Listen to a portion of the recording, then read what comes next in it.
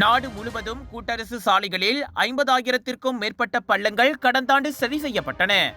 அவற்றில் தீபகற்பத்தில் உள்ள கூட்டரசு சாலைகளில் சுமார் 3,955 பள்ளங்களும், சபா, சரவா மற்றும் லபுவானில் உள்ள சாலைகளில் 51,949 பள்ளங்களும் இருந்ததாக பொதுப்பணி அமைச்சு கூறியது.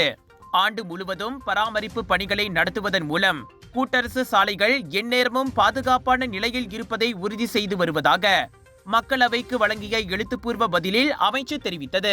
இணையம் வாயிலான முறையின் கீழ் பள்ளங்கள் கண்காணிக்கப்படுகின்றன. அடையாளம் காணப்பட்டவுடன் 24 மணி நேரத்திற்கும் 3 நாட்களுக்கும் இடையில் பள்ளங்கள் சரி செய்யப்படுவதை அவ்வமைப்பு முறை உறுதி செய்கிறது.